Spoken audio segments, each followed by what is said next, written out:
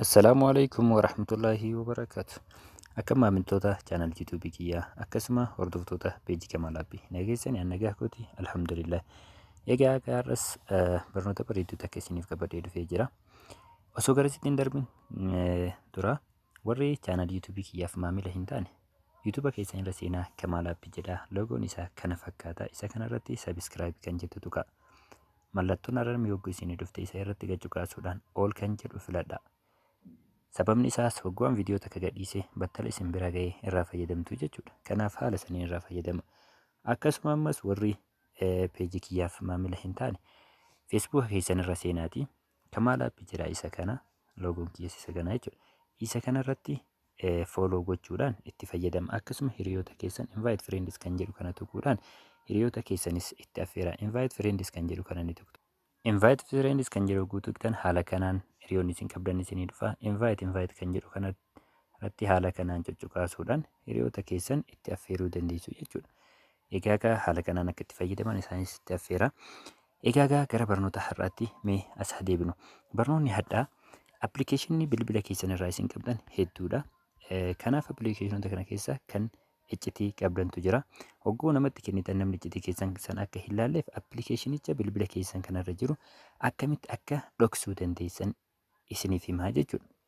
Kana hogguu jennu appilikeeshina tokko osoo isin hin barbaachisne siitinguma bilbila keessan irra jiru fayyadamtaniitiin appilikeeshinii barbaadan akkamitti asirraa akka dhoksuu dandeessan isin ammoo deebisanii akkamitti akka itti fayyadamuu dandeessan isin garsiisa. Nafaana bu'a. Egaa viidiyoo tana hanga dhumaatti daawwachuun dirqama keessan. Jalqaba irratti wanti isin gootan asuma iddoo duwwaa iskiriina duwwaa irratti quba keessaniif sekondii 2 gadi qabdu. Hogguu isin qaqqabdan haala kanaan isinii dhufa jechuudha. Sana booda asitti home screen settings kan jettu kanarratti al takka cuqaastu. Kana booda amma gara gadiitti buutu. Hide apps kan jedhu kanarratti cuqaastu. Erga haala kanaan cuqaastanii appilikeeshinii dhoksuu barbaadan san dhoksituu jechuudha asirra.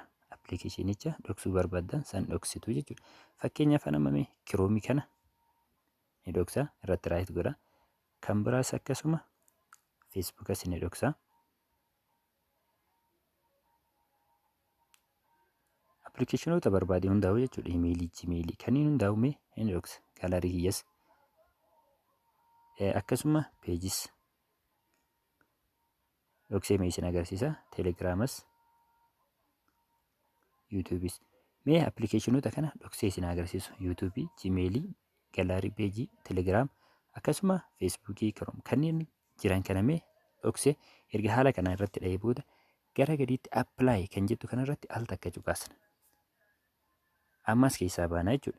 Mee as keessa seenuudhaan feesbuuka keenya haa barbaadu hin jiru jechuudha.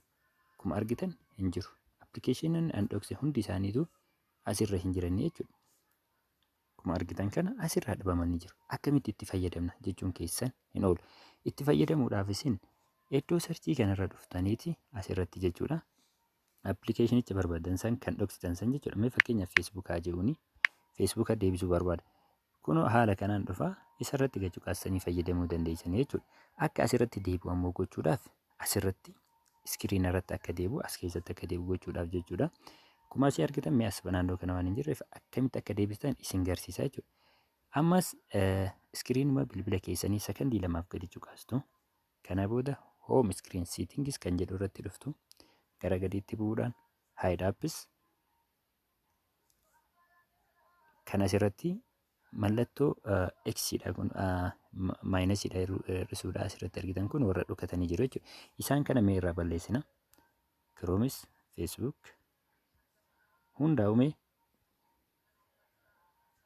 haala kanaan erga irraa balleessine appilaayi kan jedhu kanarratti cuqaasna. As keessaa baana.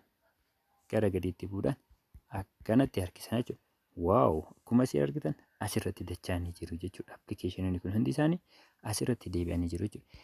Egaa haala kanaan akka namni tokko appilikeeshina keenya isa hin argine haala kanaan dhoksuu ni dandeenya jechuudha. Kanaaf haala kanaan irraa fayyadama. Hiriyoota keessaniif share gochuun ammoo dirqama keessan. Laayik, kooment gochuu hin dagatina. Ani keessa hojii ture Kamaal Ibraahim. Chaanal yuutuubiin kiyyaa Kamaal Aappiidha.